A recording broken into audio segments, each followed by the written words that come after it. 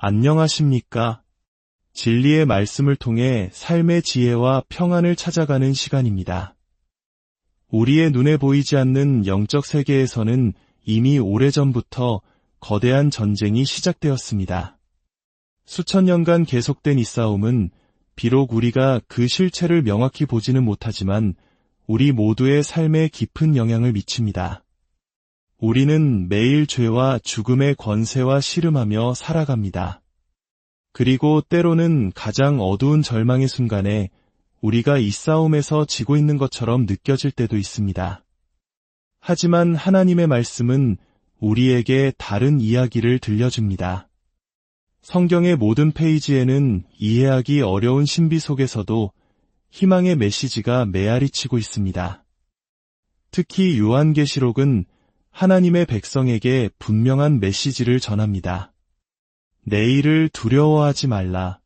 내일의 승리는 이미 결정되었다. 오늘 우리가 함께 나눌 이야기는 바로 그 승리의 중심에 관한 것입니다.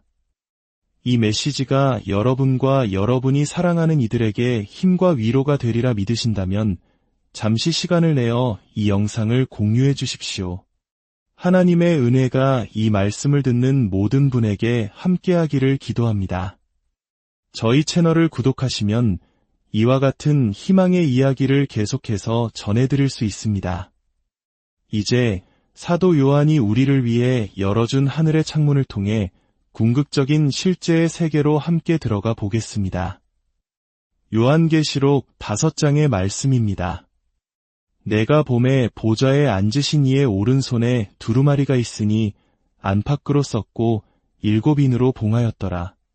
또 봄에 힘있는 천사가 큰 음성으로 외치기를 누가 그 두루마리를 펴며 그 인을 떼기에 합당하냐 하나 하늘 위에나 땅 위에나 땅 아래에 능히 그 두루마리를 펴거나 보거나 할 자가 없더라. 그 두루마리를 펴거나 보거나 하기에 합당한 자가 보이지 아니하기로 내가 크게 울었더니 장로 중에 한 사람이 내게 말하되 울지 말라. 유대 지파의 사자 다윗의 뿌리가 이겼으니 그 두루마리와 그 7인을 떼시리라 하더라. 이것은 주님의 말씀입니다. 하나님께 감사드립니다. 사도 요한은 깊은 절망감에 사로잡혀 통곡했습니다. 왜였을까요? 그의 눈앞에 놓인 7인으로 봉인된 두루마리 때문이었습니다. 이 두루마리는 단순히 오래된 문서가 아닙니다. 그것은 인류의 역사, 구원의 계획, 그리고 세상의 모든 문제에 대한 해답이 담긴 하나님의 경륜 그 자체를 상징합니다. 하지만 그 누구도 하늘에서도 땅에서도 심지어 땅 아래에서도 그 두루마리를 펼칠 자격이 있는 이가 없었습니다. 이는 우리 인간의 실존적 한계를 보여주는 장면입니다. 우리는 왜 이렇게 살아야 하는가? 왜 이 고통은 끝나지 않는가? 왜 나는 이 죄의 굴레에서 벗어날 수 없는가? 결혼을 하면, 돈을 많이 벌면, 성공하면 이 문제가 해결될 것이라 믿었지만 현실은 그렇지 않았습니다. 우리는 스스로의 힘으로는 인생이라는 거대한 두루마리를 결코 펼칠 수 없다는 사실 앞에서 좌절하고 맙니다. 요한의 눈물은 바로 우리 모두의 눈물입니다. 그러나 바로 그 절망의 순간 한 장로가 요한에게 다가와 말합니다. 울지 말라, 희망이 있다는 것입니다. 그 희망의 근원을 이해하기 위해 우리는 잠시 시선을 돌려 요한이 먼저 목격했던 하늘의 보좌를 바라보아야 합니다. 요한이 본 것은 우주의 중심에 놓인 장엄하고 눈부신 하나님의 보좌였습니다.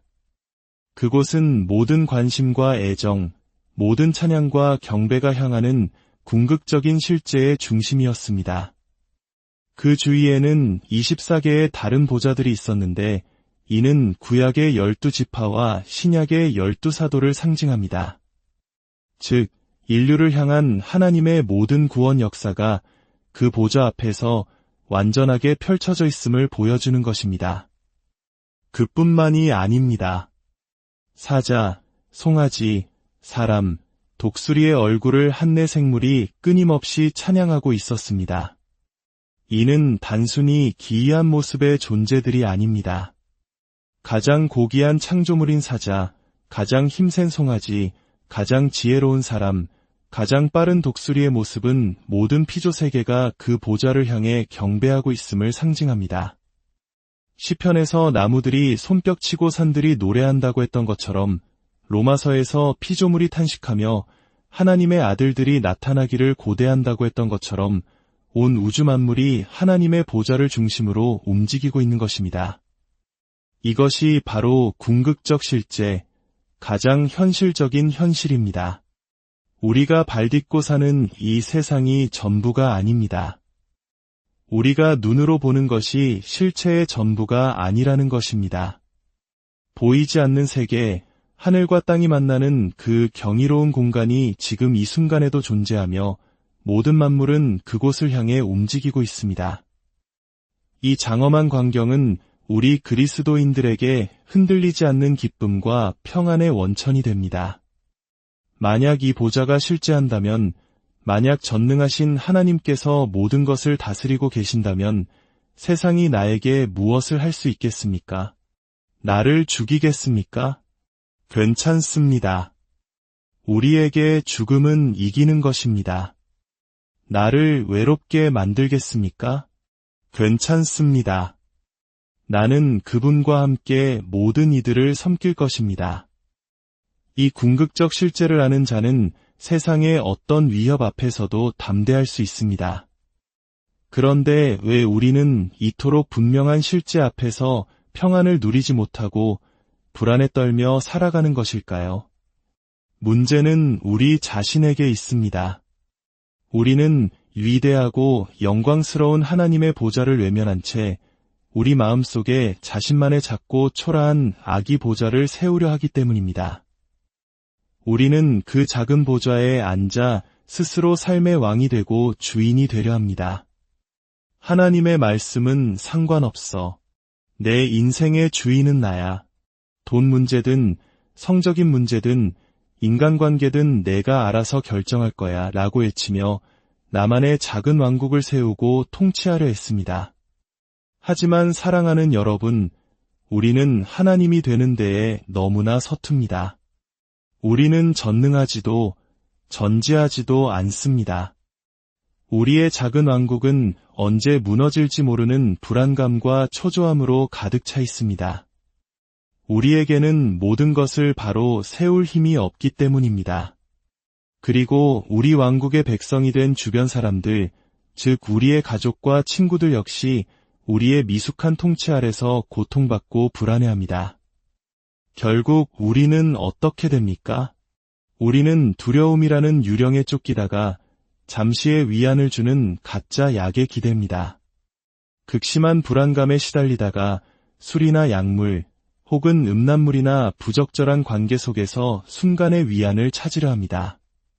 좋은 와인 한 잔은 하나님이 주신 선물이지만 불안을 잠재우기 위해 매일 와인 한 병을 비우는 것은 우주의 왕이신 하나님에 대한 반역입니다.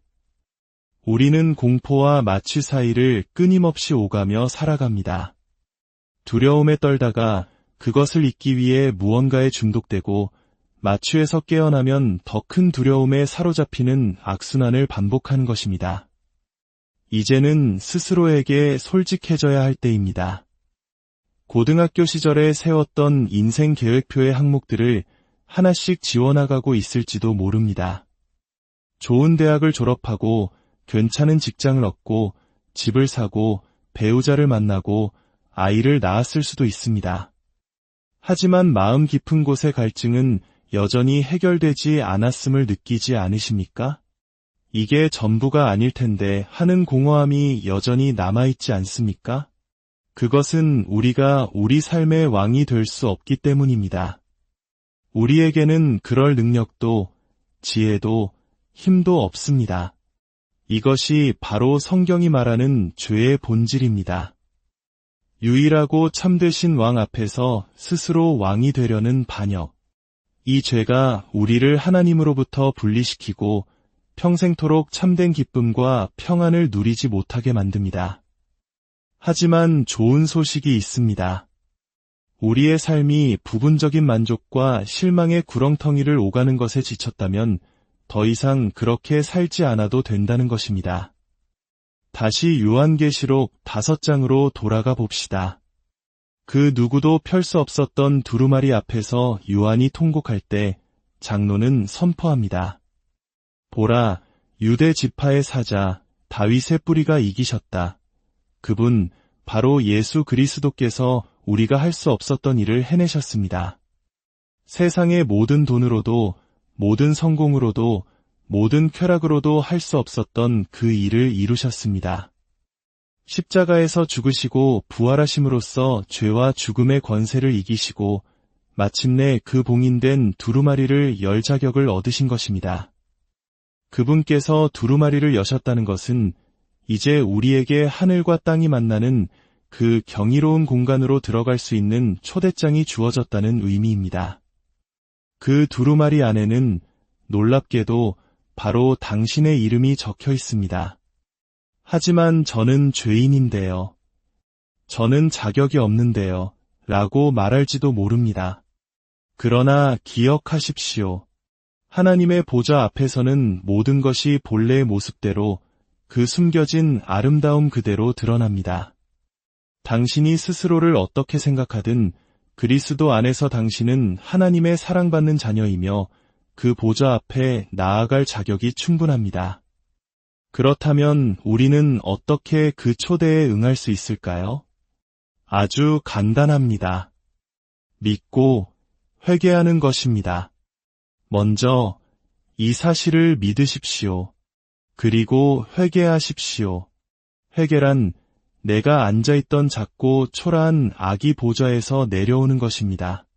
그 보좌를 부수고 불태워버리고 하나님의 영광스러운 보좌 앞에 엎드리는 것입니다. 하나님, 제가 제 삶의 주인이 되려 했던 것을 회개합니다. 이제 당신께서 제 삶을 다스려 주십시오. 저를 당신의 사랑과 은혜로 빚어주시고 궁극적 실제의 비단에서 살게 하소서라고 고백하는 것입니다. 이 진실한 고백이 이루어질 때 우리 마음속에서는 자연스럽게 경배와 찬양이 흘러나오기 시작합니다. 예수 그리스도의 아름다움과 그분의 선하심에 대한 사랑을 키워나가십시오. 성경 말씀을 통해 그분의 영광을 깊이 묵상하십시오. 우리의 삶은 노래하고 기도하고 선포하는 예배 그 자체가 됩니다. 여기서 예배란 단순히 노래하는 행위만을 의미하지 않습니다. 예배는 살아계신 하나님께 우리의 주의를 집중하는 행위입니다. 그분은 다스리시고 말씀하시고 창조하시고 구원하시는 분입니다. 우리의 시선을 내 배우자나 자녀 혹은 내 문제에서 돌려 하나님의 보좌에 고정할 때 비로소 모든 것이 제자리를 찾게 됩니다. 좋은 남편, 좋은 부모, 좋은 직원이 되고 싶으십니까? 그렇다면 당신의 눈을 들어 하나님의 보좌를 바라보십시오. 그 보좌가 실제이기 때문에 다른 모든 것은 그 비단에서 재정렬됩니다. 우리가 하나님의 보좌를 주목할 때 일어나는 가장 큰 선물은 바로 우리 자신을 있는 그대로 보게 된다는 것입니다. 당신은 회계사나 주부가 아닙니다. 당신은 용접공이나 사업가가 아닙니다. 당신은 하나님의 형상대로 지음받은 이 땅의 하늘과 땅이 만나는 경이로운 공간을 만들어가도록 특별한 목적을 부여받은 하나님의 자녀입니다. 당신이 있는 그 동네, 당신이 일하는 그 직장, 당신이 만나는 그 사람들이 바로 당신의 선교지입니다. 우리는 이 말씀 앞에서 예수 그리스도라는 존재와 정면으로 마주해야 합니다. 이분은 나약하고 온화한 아기 예수가 아닙니다. 이분은 피 흘리신 정복자, 만왕의 왕 예수 그리스도이십니다. 모든 것이 그분의 발 아래 있고 모든 권세가 그분의 손에 주어졌습니다. 그분은 이미 이기셨다고 선포하십니다. 비록 우리의 눈에는 여전히 고통과 부조리가 가득해 보일지라도 궁극적인 승리는 이미 그분의 것입니다. 말씀의 마지막에 내 생물과 24장로들은 엎드려 경배하며 아멘이라고 외칩니다. 그렇게 될지어다. 우리 앞에는 두 개의 보좌가 있습니다. 하나는 우주를 다스리시는 하나님의 영광스러운 보좌이고 다른 하나는 우리 마음속에 작고 초라한 악의 보좌입니다. 어느 보좌 앞에 아멘하며 엎드릴지는 우리의 선택에 달려 있습니다. 그러나 기억하십시오. 당신의 작은 보좌 위에서의 삶은 결국 마음의 상처와 실망, 그리고 공포와 마취를 오가는 삶으로 끝날 뿐입니다. 당신이 당신 자신에게 베푸는 것보다 훨씬 더 친절하고 자비로운 왕이 계십니다. 그분의 멍에는 쉽고 그분의 짐은 가볍습니다. 오늘 당신의 작은 보좌에서 내려와 그분의 다스림 안으로 들어오지 않으시겠습니까?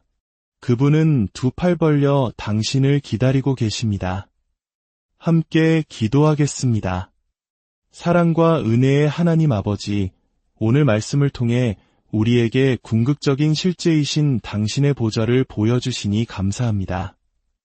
우리가 얼마나 자주 당신의 보좌를 외면한 채 우리 마음속에 작고 초라한 보좌를 세우고 스스로 왕이 되려 했는지 고백합니다. 용서하여 주시옵소서. 주님, 이제 우리의 작은 보좌에서 내려와 당신의 보좌 앞에 엎드립니다. 우리 삶의 주인이 되어주시고 우리를 다스려 주시옵소서. 우리의 시선이 세상의 문제나 우리 자신의 연약함이 아닌 오직 영광스러운 당신의 보좌를 향하게 하소서. 그리하여 우리 삶의 모든 영역이 당신의 비단에서 제자리를 찾고 우리가 서 있는 모든 곳이 하늘과 땅이 만나는 거룩한 공간이 되게 하여 주시옵소서. 아직 주님을 알지 못하는 이들이 있다면 그 마음을 열어주시어 구원자이신 예수 그리스도를 영접하는 은혜를 허락하여 주옵소서.